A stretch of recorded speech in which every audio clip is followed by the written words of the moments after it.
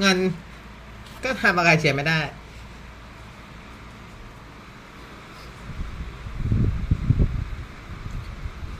มีแต่ความจริงใจแล้วเข้าใจกันเท่านั้นแหละที่ทำให้เชียร์อยู่กับเธอได้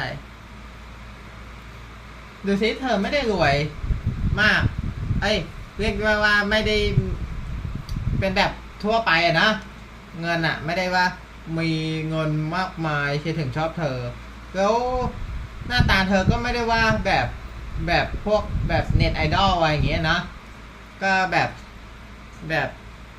ก็แบบสวยในแบบของเธอเงินก็มีในแบบของเธอเชียร์ก็ชอบในแบบของเธอไม่ว่าพวกนั้นเขาไม่รู้ไงว่าคิดว่าเฮ้ยเชียร์ต้องเอาแบบผู้หญิงสวยๆแล้วก็รวยๆมาดึงเชียร์ไป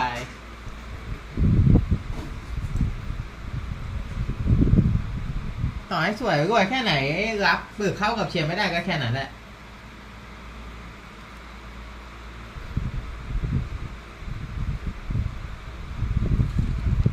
เฮ้ยไม่สวยแต่ปอกไข่สวยไงเห็นไหมจริงด้วยหน้าตาไม่เท่าไรงานบ้านไม่เรียบคนสวยก็ทำไม่เป็นเราเหมือนเราก็สวยทั้งสวยทั้งเก่งทำทุกอย่างเป็นสวยด้วยรวยอีกทำอะไรเป็นหมดอันนี้ก็รวยละ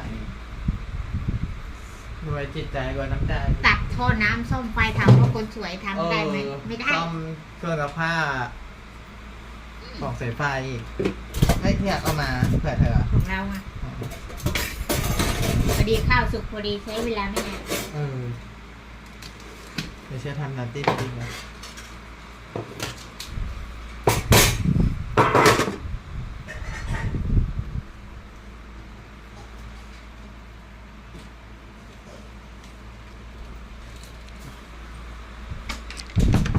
ดีนั่นเราไม่ได้กินอาหารนั่นน่ะอาหารไม่ใช่อาหารเนื้อดิบแบบที่คนเขากินกันนะประเทศลาวอะซอยจุ๊อะคนไทยนี่เล็กมันเนื้องัวมันเป็นเชื้อโรคไงกินสดไงสำหรับคนอีสาน90%เขากินนะไอ้ที่เนื้อดิบๆมันก็มาจิ้มน้ำจิ้มน่าแต่งั้นมันก็เหลือแต่กลุ่มอะนะมันมีเชื้อโรคคนอีสานเขาก็ไม่ได้กินกันหมดทุกคนแต่ว่าเยอะส่วนมากกินดีนั่นเรากินทุกอย่างแต่เราไม่ได้กินสดคนยังบอกเลยว่าคนเขาชอบเหมารวมอ่ะอย่างเช่นเหมารวมว่าคนพม่าสกปรกหรือว่าคนลาวกินหมาอย่างเงี้ยชอบไปเหมาอย่างนั้นหรือว่าเวียดนามกินหมาอะไรเงี้ยเหมารวมมันกินอะไรก็กินเถอะท้องเขาหรือว่าแต่คนอินเดียสกปรกอย่างเงี้ยมันก็ไม่ใช่คนไทยก็มีสกปรกเยอะๆคนลาวก็มีสกปรกคนสะอาดก็มีอินเดียก็มีสะอาดเหมือนกันแล้วก็รวยด้วยบางคนสวยๆห้องขยะเต็มไม่ว่าคนอะไรเฮ้ยไลฟ์ผิดนี่วะไลฟ์อะไรเดี๋ยวต้องไลฟ์อีกอันนึงไม่ได้หรอกเอาไว้เงี้ยแหละถ้ามีคนเข้ามาค่อยว่ากันนะมีเข้ามาเปล่านะใครจะเข้าเทียถ้าเข้าเราค่อยหยุดลงไลฟ์แบบพีกอะลงไลฟ์แล้วเราค่อยไลฟ์ใหม่เพื่อเชิญเขาเข้ามาในอย่างการเข้ามาได้มันต้องมี Facebook นะถ้าไม่มี Facebook ก็เข้ามาไม่ได้ข้าวมันเพิ่งเย็นมันยังแฉะเหรอเดี๋ยวให้เจียทำอะไรเสร็จเจียก็ตัด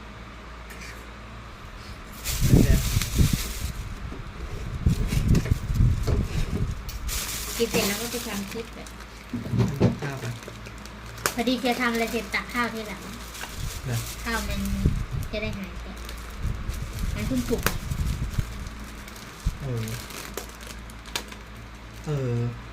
ใครจะเข้ามาก็ต้องแอด Facebook แชร์ได้ก่อนนะ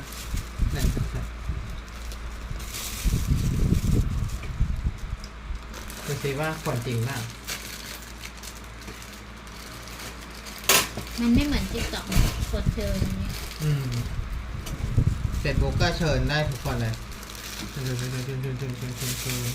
ลาบไก่อันนี้มันเหมือนค่อนข้างจะส่วนตัวหน่อย YouTube อะมันเชิญได้เฉพาะคนที่อันนี้แล้วคนที่เข้ามาคุยก็คนอื่นไม่เห็นนะแล้วก็ไม่ได้ยินเสียงด้วย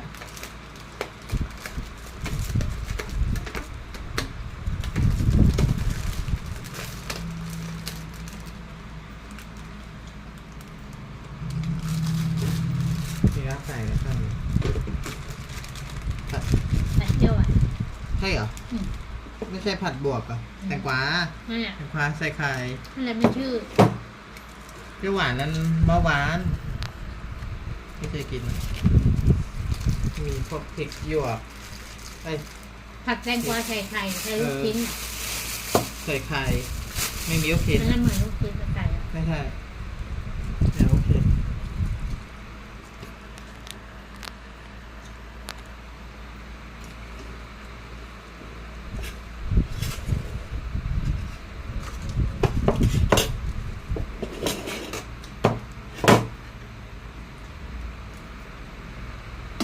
เรานาย people nice to meet you time to eat breakfast พี่จะได้กินข้าวเช้า in the morning is breakfast นี่กล้วยดำแล้วพอดีอ่ะตัวนี้พอดีก็หมดแล้ววันนี้ไม่มีเหลือ1 2 3 4 5 6 7 1 2 3 4 5 6 7 8 9 10 11 12 13 14 15 16โอ้ย16ครั้งแรกในชีวิต16อันเนี่ยปกติถ้ากล้วยหอมก็นี่16ลูกอ่ะก็กิน8อันถ้าต้องวันก็กินอีก8จริงๆฉันว่ากิน8อันหรือ10อันต่อวัน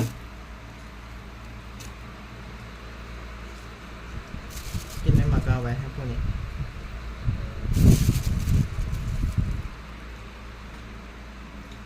วันนี้ของพ่อนะคุณมาส่ง จะสั่งอะไรครับ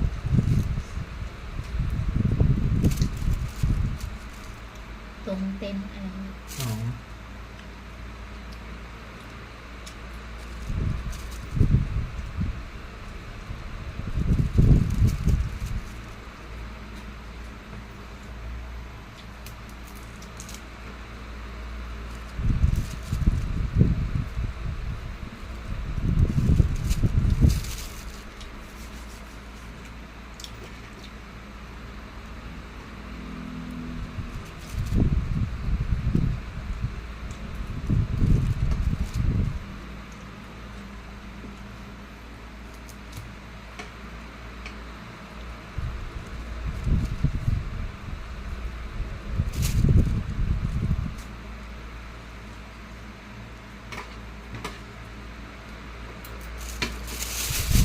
มันต้องเป็นตัวของตัวเองแม้จะไม่มีใครดูเราก็ตามเรา คน ก็ ก็ จะไลฟ์ ชอบ ทุกวัน แนะนำแกให้ทำนู่นทำนี่ แนะนำเชียร์ไม่ได้หรอเราเป็นตัวของตัวเอง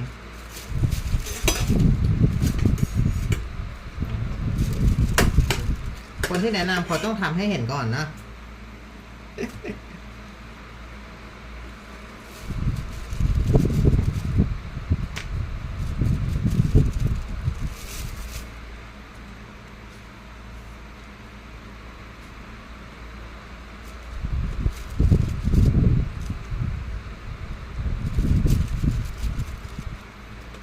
เมื่อวานก็ใส่10 ลูก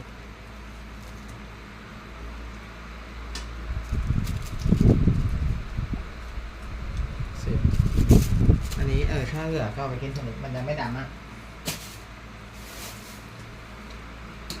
คุ้มไหมอ่ะ20 บาทยังคนเยอะ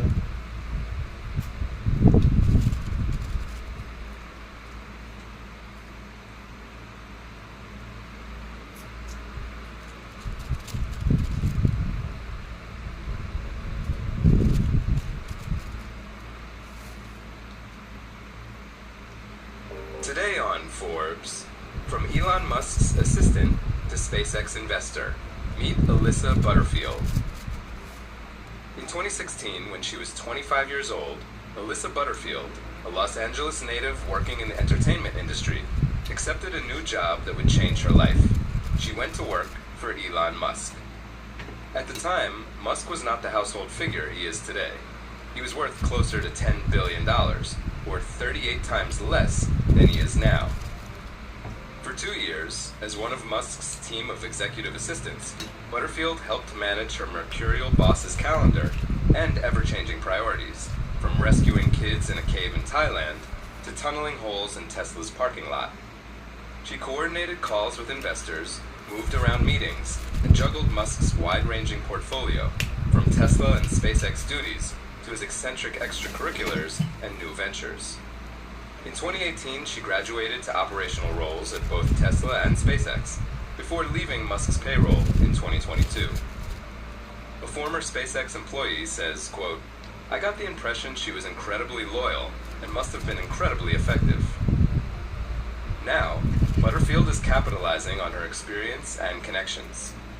Since she joined Los Angeles-based venture capital firm Island Green Capital Management in 2024, the firm has made investments in xAI and SpaceX, Musk's two fastest-growing companies.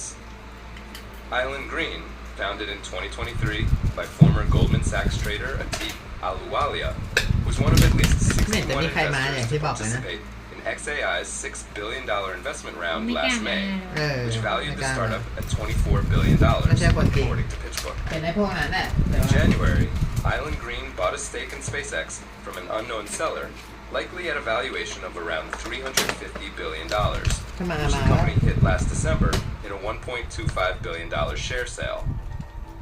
Island Green's SpaceX bet was through a special purpose vehicle, a structure popular with investors clamoring to get a piece of SpaceX and willing to pay a fee, according to a person familiar with the matter.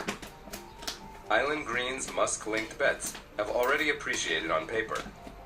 xAI raised an additional $6 billion in November at a $50 billion valuation. The valuation hit $80 billion in Musk's merger in March between xAI and his social ของ media เฟซบุ๊ก company อะ X. จะบอกไม่ And ได้ now เล่น Musk is ลบไป reportedly นานแล้ว seeking to raise even more money for xAI ตั้งแต่คุย at a ก็คุยใน so-called นี้สิ proper นะ value, เธอไม่ one คุย that ช่อง Bloomberg ทางอื่นเหร recently อ suggested could be as high as $120 billion. Likewise, SpaceX shares are now trading in secondary markets at valuations of between $380 billion to $400 billion, according to market data trackers GM Insights and Caplight. Island Green has also backed Impulse Space, the startup of another SpaceX alum, Tom Mueller, สงสัย who was one of the หลัง rocket จากที่เชียร์ maker's อยู่ไลฟ์ first สดก็คงไป employees ส่องใน and lead ยู engineer ทูบ on เชียร์ his ว่า rocket. ดูว่าเชียร์เป็นยังไง Butterfield's firm participated in a $150 million fundraising round last October, which valued the startup at $510 million, according to PitchBook. Before Butterfield's arrival, Island Green, which now reports $88 million of assets under management, had made just two other bets: defense company Shield AI and robotics company Formic. Butterfield joins the growing list of Musk alumni to strike deals and launch companies in the Musk-influenced venture capital and startup world. Several of Musk's top executives have amassed $100 million, even billion-dollar fortunes. Veterans of SpaceX have so far launched 116 companies and raised $6.1 billion in venture capital, according to the SpaceX Alumni Founders website. Musk's chief of staff from 2014 until 2019, who hired Butterfield, Sam Teller, joined Valor Equity Partners, the firm run by Musk's billionaire pal and investor, Antonio Gracias, and was a partner there for 3.5 years. Unlike her former boss, Butterfield keeps a low profile. She did not return Forbes' requests for comment for this story. The 34-year-old Los Angeles native graduated cum laude in 2013 from Belmont University, a private Christian university in Nashville, with a music business degree, according to the university registrar's office. She began her career at talent agency WME, rising to the role of assistant to the head of events, according to her LinkedIn. She then jumped to Musk's team of executive assistants. For full coverage, check out John Hyatt's piece on Forbes.com. This is Kieran Meadows from Forbes. Thanks for tuning in.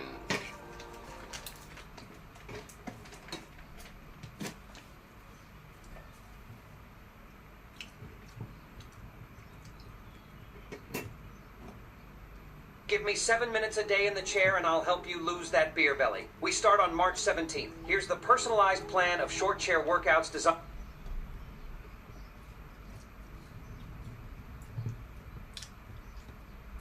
SpaceX is going to make in their takeover will be a dramatic increase in launch frequency, both with their Falcon 9 and Starship rocket systems. Here's what that looks like. In 2020, SpaceX SpaceX launched the Falcon 9 27 times. In 2022, on today's episode, SpaceX is going to Mars, Blue Origin is not going to Mars, and China's mysterious space plane has just returned to Earth, probably not from Mars. Elon Musk is talking about Mars again, and for the first time in a long time, Elon is dropping his bold predictions on us about how the SpaceX Starship will establish a human presence on Mars within the next 4 years. So this all started with Bill Ackman, the finance bro. He made a post on X about health. He wrote, "Let's make America healthy again," which Elon then responded to by writing, "SpaceX created the first fully reusable rocket stage, and much more importantly, made the reuse economically viable. Making life multiplanetary is fundamentally a cost per ton to Mars problem," which seemed off topic. Anyway, that led into some more technical information, so right now, it costs around $1 billion to send 1 ton of mass from the Earth to Mars, which is too expensive, and that needs to improve to $100,000 per ton in order to build a self-sustaining city on Mars. So that's going to require our technology to get around 10,000 times better, which Elon says is extremely difficult, but not impossible. A few minutes later, Elon elaborated on that concept a little further, doubling down one more level of quote post and writing, "The first starships to Mars will launch in 2 years when the next Earth transfer window opens. These will be uncrewed to test the reliability of landing intact on Mars." Okay, so yes, 2 years is not a very long time from now, and yes, Starship is still having some kinks worked out as of right now, but this shouldn't be particularly surprising. Elon and SpaceX have been pretty open about the idea that as soon as Starship is able to reach Mars, they are going full send. This is the whole reason they've gone through the work of designing and testing and building this rocket. They're not interested in wasting any amount of ที่เขาไม่มา time. จะได้ไม่เสียเวลา Now, คุย having said that, even though Marsคน is ไม่จริ the ง primary objective, you might remember that SpaceX has also promised Starship to NASA for the Artemis moon landing, which is also supposed to happen in 2 years. Can SpaceX do both? It's worth discussing at least. เขาบอกงี้ว่าเขาจะมาถูกไลฟ์มากวนเชียร์ไม่เห็นจะมาที่บอกให้มาตอนเสร็จกิน Artemis ข้าว was always a kind of Jadi side saya quest for Starship. It's a great practical use case that would really help NASA out with their own very ambitious plan to establish a human presence on the moon. As much as people rag on Elon for being overly optimistic, I mean, NASA's Artemis plan isn't exactly the most realistic. Origin is not going to Mars, and China's mysterious space plane has just returned to Earth. Probably not มันเห็น from ตลกคน Mars. นี้นะ เออก็เลยไปหา Elon คน Musk อื่น is talking about Mars again, and for the first time in a long time, Elon is dropping his bold predictions on us about how the SpaceX Starship will establish a human presence on Mars within the next 4 years. So this all started with Bill Ackman, the finance bro. He made a post on X about health. He wrote, "Let's make America healthy again," which Elon then responded to by writing, "SpaceX created the first fully reusable rocket stage, and much more importantly, made the reuse economically viable. Making life multiplanetary is fundamentally a cost per ton to Mars problem," which seemed off topic. Anyway, that led into some more technical information, so right now, it costs around $1 billion to send 1 ton of mass from the Earth to Mars, which is too expensive, and that needs to improve to $100,000 per ton in order to build a self-sustaining city on Mars. So that's going to require our technology to get around 10,000 times better, which Elon says is extremely difficult, but not impossible. A few minutes later, Elon elaborated on that concept a little further, doubling down one more level of quote post and writing, "The first starships to Mars will launch in 2 years when the next Earth transfer window opens. These will be uncrewed to test the reliability of landing intact on Mars." Okay, so yes, 2 years is not a very long time from now, and yes, Starship is still having some kinks worked out as of right now, but this shouldn't be particularly surprising. Elon and SpaceX have been pretty open about the idea that as soon as Starship is able to reach Mars, they are going full send. This is the whole reason they've gone through the work of designing and testing and building this rocket. They're not interested in wasting any amount of time. Now, having said that, even though Mars is the primary objective, you might remember that SpaceX has also promised Starship to NASA for the Artemis moon landing, which is also supposed to happen in 2 years. Can SpaceX do both? It's worth discussing at least. Artemis was always a kind of side quest for Starship. It's a great practical use case that would really help NASA out with their own very ambitious plan to establish a human presence on the moon. As much as people rag on Elon for being overly optimistic, I mean, NASA's Artemis plan isn't exactly the most realistic thing I've ever seen either. But it's reasonable to assume that SpaceX is looking at the Mars landing and the moon landing projects as something that can operate in parallel. I mean, we're talking about two totally different mission profiles. Landing on the moon is nothing like landing on Mars, and the lunar Starship has a primary mission to support a crew, while the Mars ships will be purely cargo transports. If anything, the Mars landing hardware should be much easier than the lunar hardware, and probably wouldn't take much away from Artemis. If there even is an Artemis crew landing, I mean, at this point it seems almost equally as questionable as Elon's whole Mars landing. Of course, it's not like Starship doesn't have its own part to play in the Artemis 3 timeline slippage. There has definitely been some progress in the rocket's design over the course of 4 test flights, and I feel like we really need to see what happens on Flight 5 before making any judgments about where Starship is at in its development process. If the next ship comes back down and lands without getting shredded by re-entry, and if the next booster is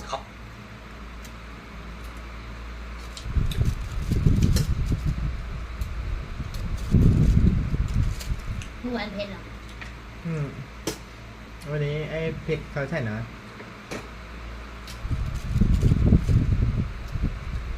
down and lands without getting shredded by re-entry, and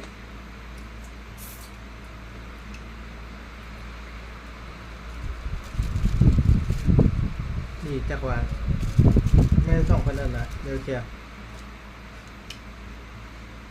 ทำให้แค่นี้เลย if the next booster is caught by a robot launch tower without exploding, then I think even the most skeptical voices would have to admit that SpaceX is really onto something here.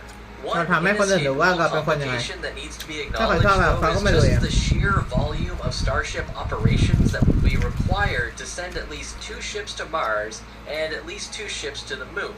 That would be 1 demo landing and 1 crewed landing for Artemis, all within the next 2 years. If we keep the number of fuel transfer missions at an even 10 per Starship in order to depart low Earth orbit, now we're at over 40 Starship launches with full payload on board just to support these 2 objectives. And that doesn't accomplish any of the other goals SpaceX might have for Starship, such as deploying Starlink, which Elon has also said is so important that if Starship didn't start launching Starlink at a high flight rate within a year, then SpaceX is at a genuine risk of going bankrupt. And that was 3 years ago. Anyway, Elon had even more to say. He also wrote, if these landings go well, then the first crewed flights to Mars will be in 4 years. So if we do it once without crashing, then the next trip around is going to be loaded with some brave volunteers. Luckily for those eager to offer themselves up as tribute, those first landings would be highly unlikely to go well. That's not a knock against SpaceX or their ability to accomplish impossible goals. It's just an observation of their own history that seems to show they need to screw it up a few times before they eventually get it right, which is fine. That's totally normal product development, and I'm sure we'll hear from Elon himself many times that success is far from certain. Here's the last bit of Elon's post. Flight rate will grow exponentially from there, with the goal of building a self-sustaining city in about 20 years. Being multiplanetary will vastly increase the probable lifespan of consciousness, as we will no longer have all of our eggs, literally and metabolically, on one planet. Of course, there's nothing new involved here. This is stuff we've heard Musk say many times before, but it's also the first time in a while he specifically laid out an up-to-date timeline.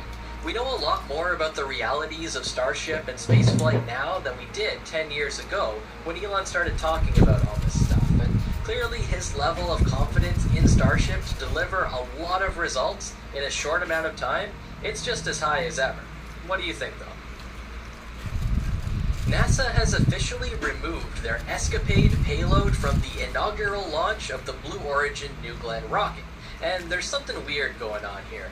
The agency announced on September 6th that it will halt pre-launch preparations for the twin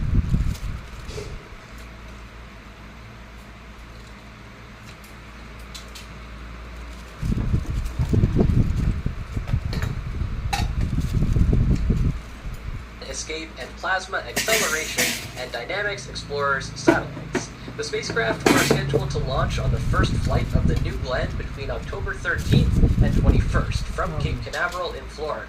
The reasoning cited by NASA is all about timelines. If Escapade is going to launch in a month, then NASA needs to begin loading the spacecraft with hydrazine and nitrogen tetroxide fuel right about now.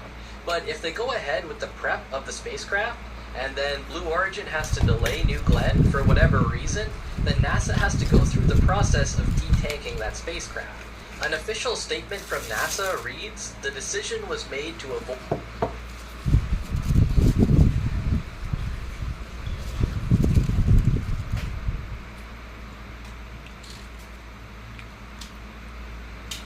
significant cost, schedule, and technical challenges associated with potentially removing fuel from the spacecraft. ยังไม่ได้เอาไปนะใช้ก็สดทำแบบ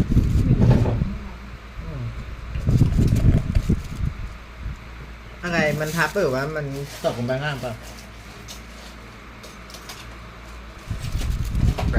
in the event of a launch delay, which could be caused by a number of factors.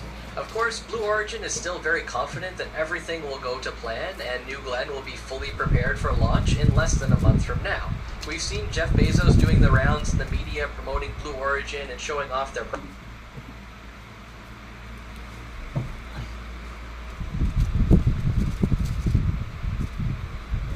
progress, mostly on the Everyday Astronaut channel. They didn't ask us if we wanted to collaborate, probably because we said very mean things about Jeff in the past. Anyway, here's where things get weird though. Instead of trying to quickly shuffle to a different rocket provider, NASA says that they still want to launch Escapade on New Glenn. But now they're going to wait until September 2025 to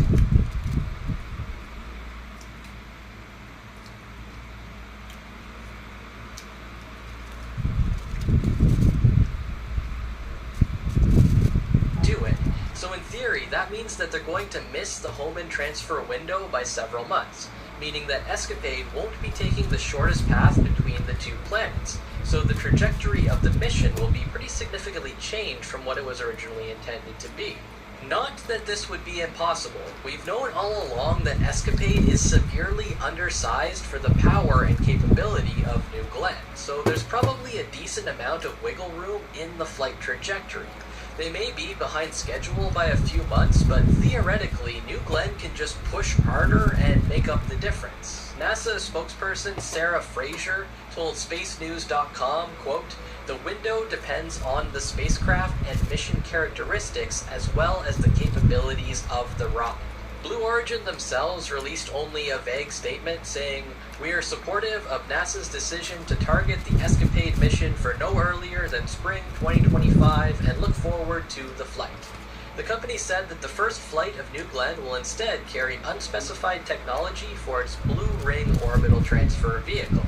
And Flight 1 will also serve as the certification launch for the Space Force's National Security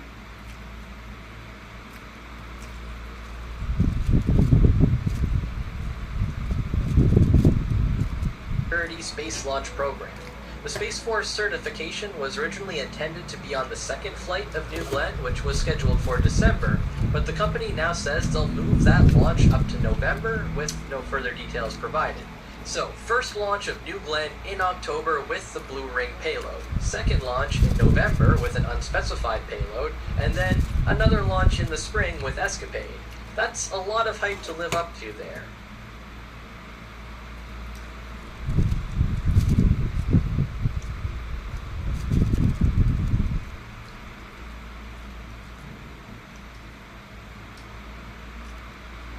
Will Blue come through?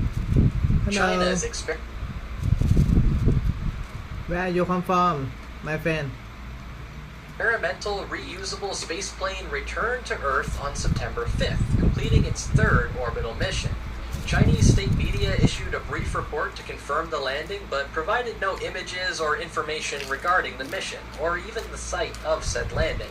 A statement from the report reads, "Success of the experiment demonstrates the growing maturity of China's reusable spacecraft technologies, which will pave the way for more convenient and affordable round-trip methods for the peaceful use of space in the future."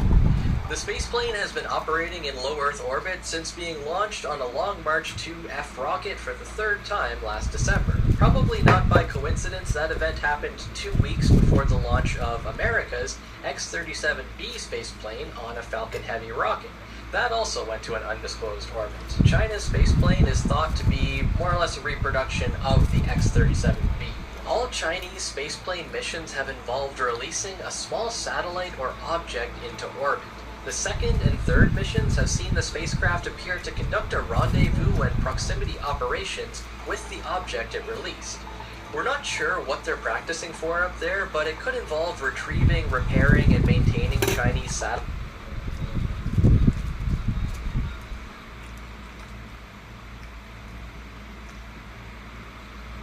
satellites or potentially intercepting and screwing around with other nations' spacecraft. It's hard to say because China has maintained strict security around these missions. The country's space authorities haven't even released any official images or even a description of the spacecraft. From our earliest days in school, we've been programmed to focus and pay attention when someone writes on a whiteboard. You may doubt it's really like that.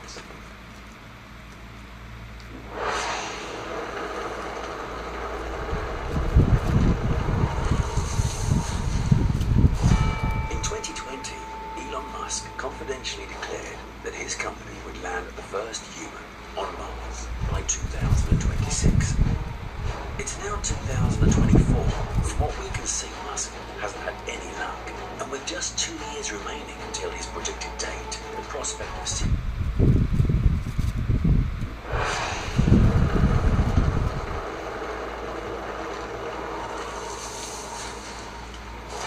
In 2020, Elon Musk confidentially declared that his company would land the first human on Mars by 2026. It's now 2024. From what we can see, Musk hasn't had any luck. And with just 2 years remaining until his projected date, the prospect of seeing a human on Mars is, to put it mildly, unlikely. Meanwhile, NASA seems to be in no hurry. They're just now planning missions to the moon, again. But even these missions are constantly being postponed. So what went wrong?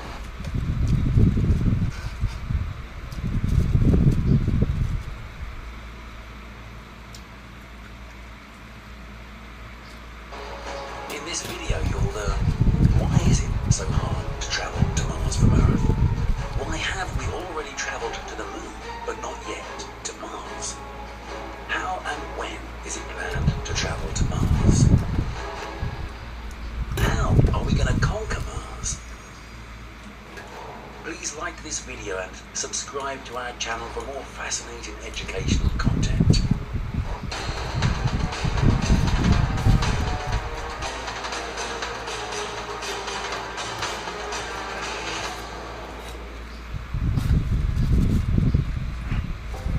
What does conquering Mars even mean? For most people, this means, at the very least, to have a person fly there and plant a flag, or to build a base with regularly rotating staff like on the ISS, or even to terraform Mars, that is, to deliberately change its conditions so much that it would resemble Earth. Whatever people dream about, for now, even flying there and planting a flag is an extremely challenging task. It would be a great achievement if the first interplanetary astronauts managed to reach the red planet, land, and successfully return to Earth. Successfully means alive and preferably more or less healthy. But why is it so difficult? After all, people went to the moon several times more than half a century ago. Because sending a person to Mars is, to put it mildly, not the same as going to the moon. This task is incomparably harder. And now we'll show you just how vast this difference is. Let's take a step back to fully comprehend this. A human first set foot on the moon on July 20th, 1969. And this wasn't a symbolic mission just to plant a flag. People worked there. There were 6 manned missions in total, and 12 people were lucky enough to walk on its surface. It took just 7 years from the goal's announcement in 1962 to the landing of a human on the moon, which is incredibly fast. The question is, what's wrong with Mars? Why hasn't a single person been there in more than half a century? Despite all his optimism, even Elon Musk said in an interview with entrepreneur and space adventurers co-owner Peter Diamandis, honestly, a bunch of people will probably die in the beginning. Honestly, a bunch of people probably will die in the beginning. It's tough sledding over there. We're an exploring species. So, what makes it so difficult? Imagine that you need to walk to a shopping mall 1 kilometre, about 0.6 miles away from your home and back.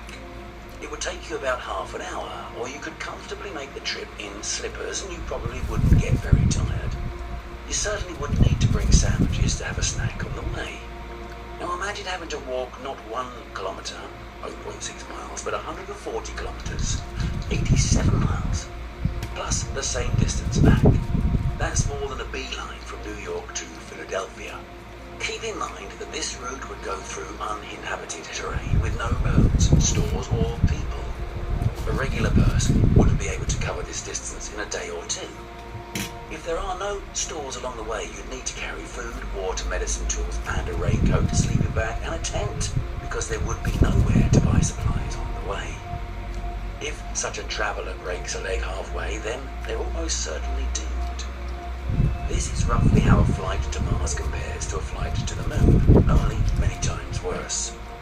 The distance to the moon is stable, 384,400 kilometres, about 238,855 miles, while Mars is at least 56 million kilometres, about 34.8 million miles away, which is about 140 times further than the moon. This is the minimum value because this distance constantly keeps changing, given that planets orbit the Sun at different speeds.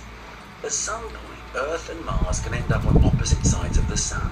Then the distance will reach 400 million kilometres, about 248.5 million miles. That's 1,000 times farther than the distance between the Moon and the Earth. In our example with a hiker, this is like walking from New York to Chicago. Mind you, all of this is on foot, and we emphasise on foot for a reason, considering the size of our solar system and the universe as a whole. The current human space travel is almost snail-paced.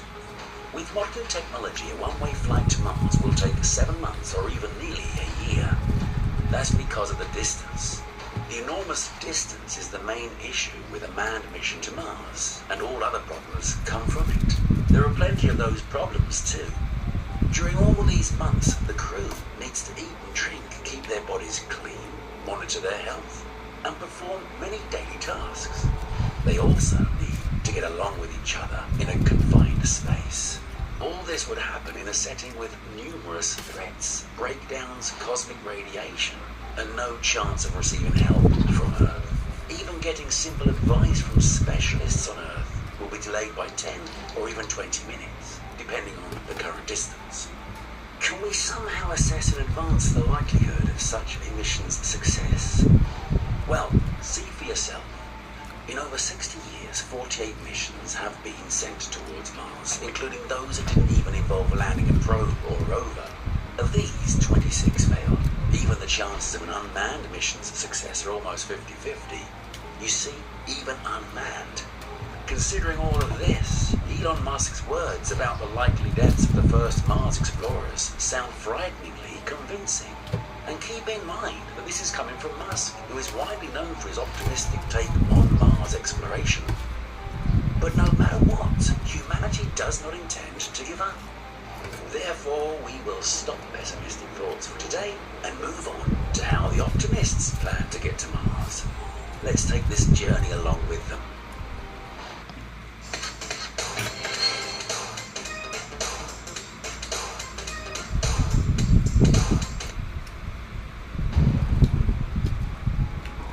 First, we'll see how NASA, Oh, the 40 most minutes. iconic space agency in the world, sees this. So, the first problem is actually taking off, getting out of Earth's powerful gravitational pull.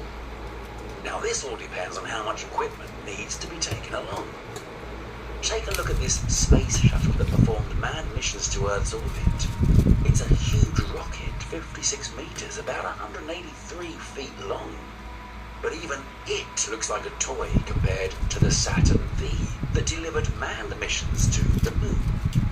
One can only imagine what a monstrous rocket one would need to lift all the enormous supplies and equipment required for an Earth to Mars mission. To get this into perspective, let's go back to our example with the hiker from the start of the video and complicate it a little bit. Imagine you need to walk those very same 140 kilometers, about 87 miles, through uninhabited terrain with a full supply of food, water, and everything else in your huge, heavy backpack. And now, here's the kicker. The path will be off-road, but on flat terrain. However, the first kilometre must be covered on a very steep slope. So steep that you might not make it to the top. And even if you do, you might collapse at the top, unable to go any further. This roughly describes the scenario of starting a mission to Mars directly from Earth. It's almost impossible to build a rocket that can lift a giant load in one go, fly to Mars with it, and then return. Not to mention landing people on the surface. That's why NASA decided that the first manned mission to Mars won't start from Earth. It makes much more sense to start from a place where there is no strong Earth gravity. Currently, the most accessible option for humanity is to transport all the necessary spacecraft parts, fuel and cargo to orbit in several launches, assemble everything there, and then start the mission. However, NASA decided to go one step further by building a base on the moon and, simultaneously, a space station in lunar orbit. The idea is that if the spacecraft is launched from space where there's zero gravity, it wouldn't be such an insurmountable task to start the mission to Mars. The station itself can be built in several stages as the task can be broken down into parts. This is like in our example with the hiker. First, you'd run several times up the mentioned slope to carry provisions, water, and everything else during several trips. You'd then store it all in a simple but built in advance and only then set off with a heavy backpack, but on flat terrain. Actually, this is a very serious program that has been in development for several years. It's called Artemis, and there has already been a successful flight within its framework. No, we haven't missed anything. People haven't returned to the moon yet, but humanity is now closer to this goal than it has been in the past 50 years. The Artemis program includes many stages. So far, only the first stage has been successfully completed. In November 2022, NASA launched the SLS rocket, which was designed based on technologies of the Saturn V rocket and reusable space shuttle ships.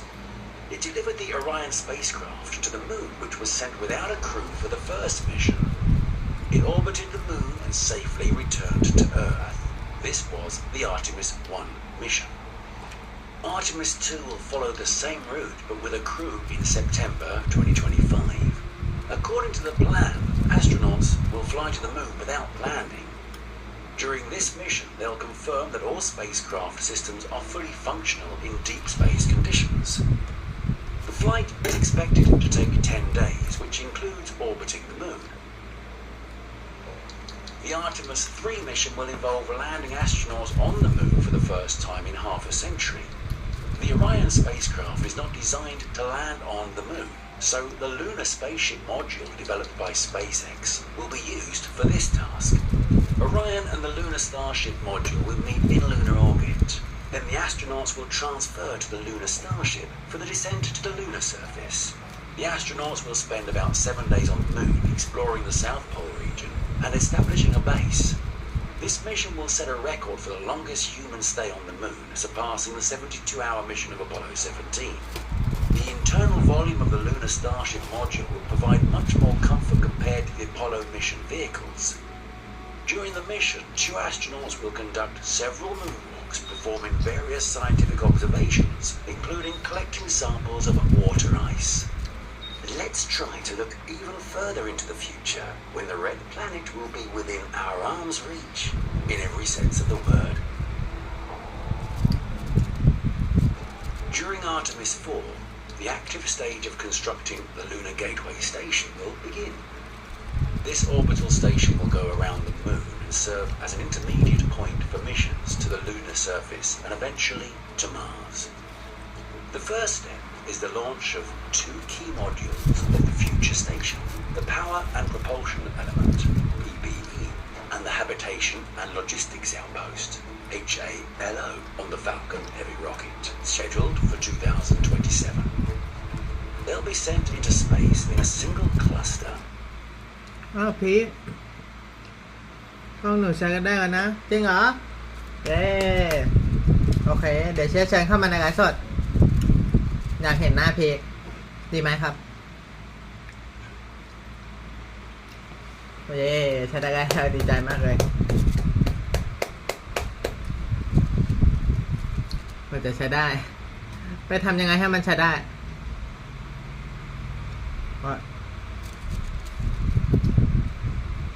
No for people ดีค่ะโอเคครับทุกคนเดี๋ยวเชื่อกองไลฟ์ก่อนนะวันนั้นหนูไปร้านกับเพื่อนโอเคทุกคนเดี๋ยวเชื่อกองไลฟ์ก่อนเดี๋ยวเชื่อไลฟ์ใหม่เดี๋ยวเชื่อจะเชิญพีเข้ามาในไลฟ์สดบ๊ายบาย